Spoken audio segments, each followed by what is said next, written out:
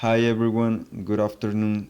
This is the presentation of our research, Linguistic Competence in Higher Education, a philosophy of language perspective, presented by Juan Javier Ramírez Valles and Otoniel Serrano de Santiago, from Licenciatura en Lenguas Extranjeras of the Universidad Autónoma de Zacatecas. So let's begin. Introduction.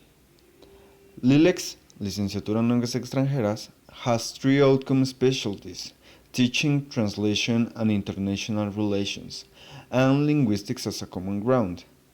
Spanish, L2, English, and L3, French, German, or Italian are mandatory subjects. Linguistics is part of the curriculum from 1st up to 7th semester. In last semester, students take as a mandatory subject philosophy of language. Okay, so before we start with the philosophy of language branches, we need to focus on what philosophy of language investigates. Okay, so it researches the nature of language, the relations between language, language users, and the world. Okay, so I think this brief explanation will be helpful to understand the next steps in our research. Okay, so let's go on with what philosophy of language comprises. The nature of meaning, semantics, what is meant to mean. Semantics correspond to language. It comprehends the signifier of the signified. Signified is the plane of content, the concept, in brief words, while signifier is the plane of expression, what we conceive as the mental representation of an object. Therefore, it conveys what societies perceive of the environment. It represents the inherent connection between subject and object. Then we have language use, pragmatics, how language is affected by the situation. Well, in languages we have certain expressions that do not mean what they appear to mean or what they really mean. For example, an action speaks louder than words. This does not mean that an action could speak as you and me. As you may know, this is a metaphorical inference referring to not believe in promises or false assumptions. What word is to make that promise really happen. The next is language cognition, language and thought. It is how people depict the images of their surroundings in their minds. However, those representations might be affected by their life experiences. For instance, when we hear Chucky, perhaps we, at least the old people as me, could think about the 90s thriller Child's Play Assassin Puppet. On the other hand, young people or soccer fans may think in the soccer player Irving El Chucky Lozano.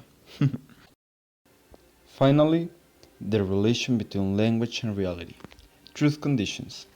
The meaning of a sentence is its criterion of truth. Well, this is a quite interesting appreciation. For instance, if I say this sentence is false, then it is false. But if it's false, then it is not false. Or is it still false? It is still false. Well, and this is a never-ending paradox. But, however, it is just about conceptions, about what is real and what is truth. Okay, so it's time to talk about linguistic competence. Linguistic competence is the ability of the language user to create well-formed sentences, taking into account the innate grammatic rules to do so. Language is ordered into a system of rules. Pragmatics and semantics have been already explained.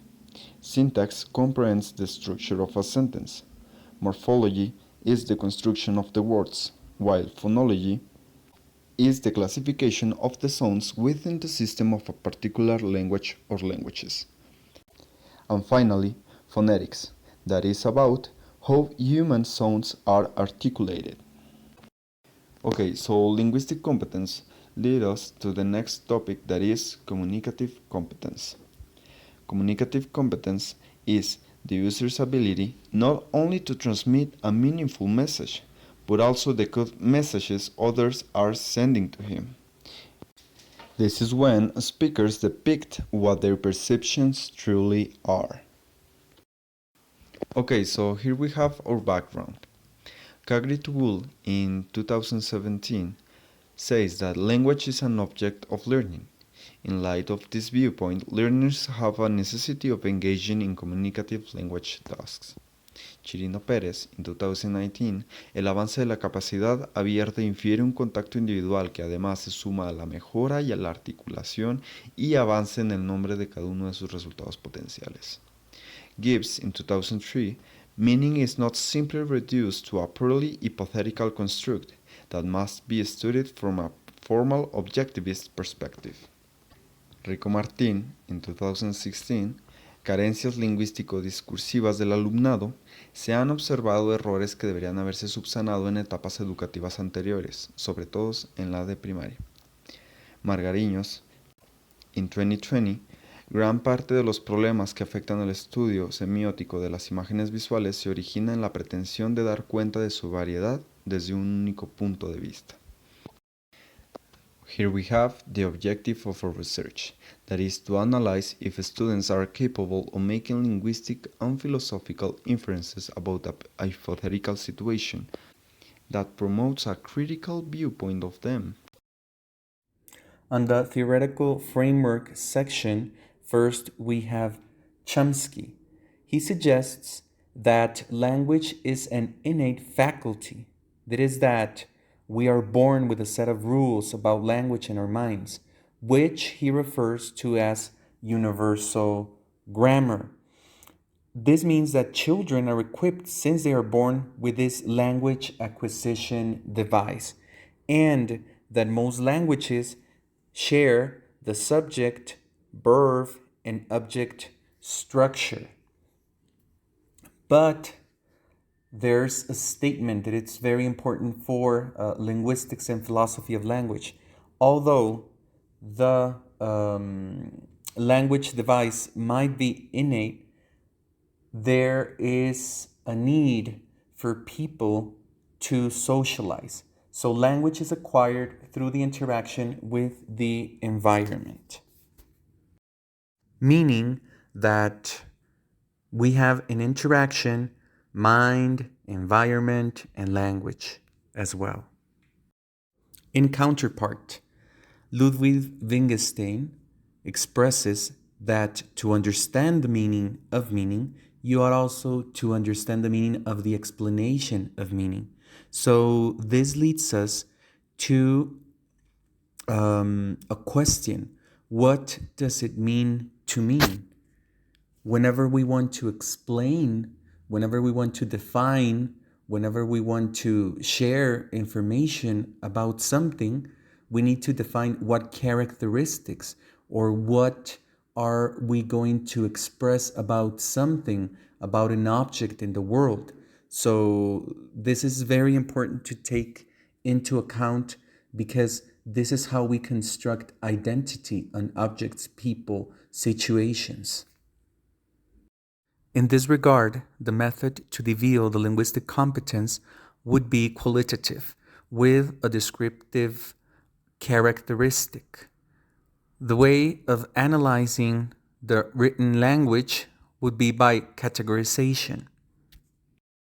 The instrument intended to be used in order to reveal the linguistic competence will be a questionnaire. These questions have to do with the world, mind, and language in order to integrate different elements that are related to language philosophy.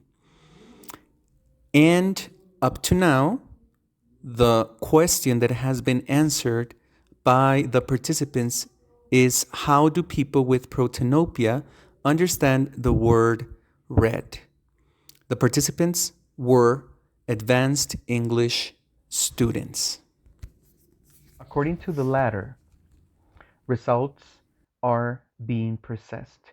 So here we present partial results. The image represents an example of how the analysis and categorization is being held. We have the philosophical inference identified, we have the semantic inference, and we have the pragmatic inference.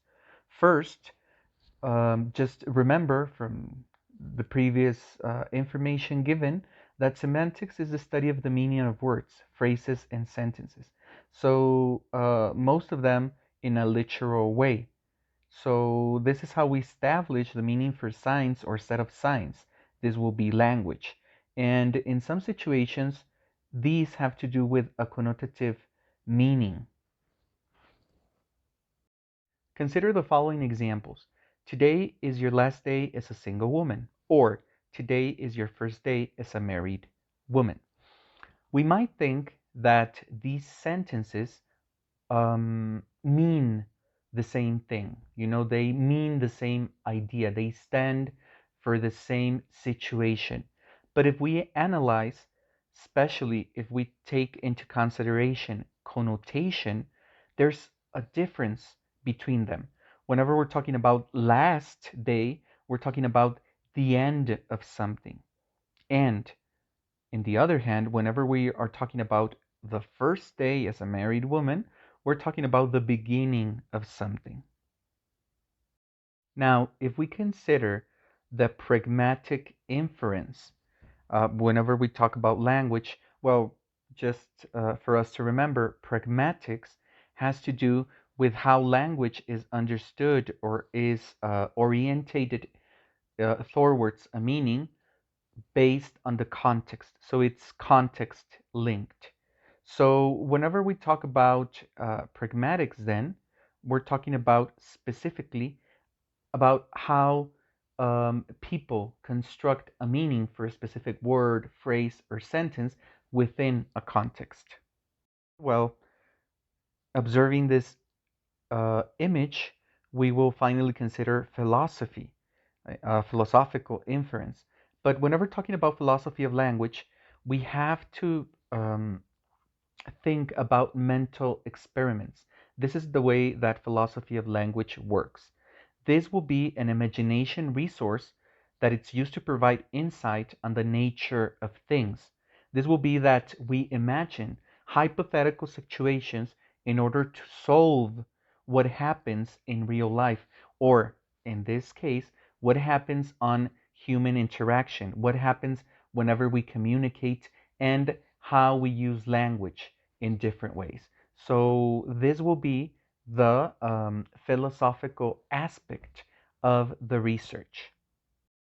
So, well, having this as a base in order to understand how the analysis and categorization has been done here, we can read on this response given by a student. In fact, a colorblind person can understand the word red. That will be a philosophical inference. That has to do with a mental experiment. It's a hypothetical. It's something that hasn't happened.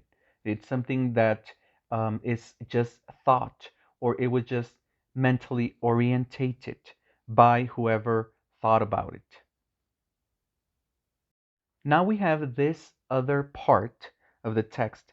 As long as this person is involved in an environment with people where people explain meanings to them or where they can easily grasp. We're talking about pragmatic inference because this has to do with context, what people thinks in a specific situation, in a specific setting. So here we're talking about pragmatics. Now consider the phrase, we would use big words such as war and death. Here we're talking about semantics because these words represent something in the real world. They represent ideas. Although we might have lived differently, war and death, we have an idea of what they represent and how they work or how we can place them whenever we speak or whenever we write or whenever we communicate.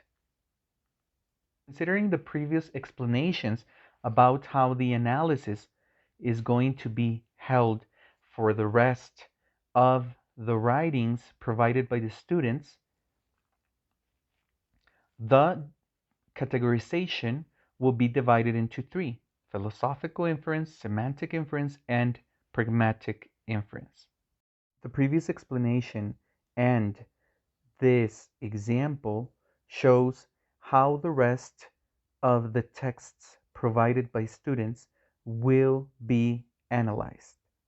Categorization will be organized by philosophical, semantic, and pragmatic inference. So, up to this point, we cannot provide conclusions. However, it is important to consider some philosophy of language based ideas. Specifically, whenever we communicate or whenever we're involved in some speech acts, whichever these are, written, oral, or gestures, mimicry, um, people tend to think that whenever we try or whenever we intend to communicate something, all people must understand and they would imply what the idea or what the message is. And as we can observe on the previous example or on the first analysis of this um, processed information, it is not always true. Finally, you will find the references that are base for the development of this study.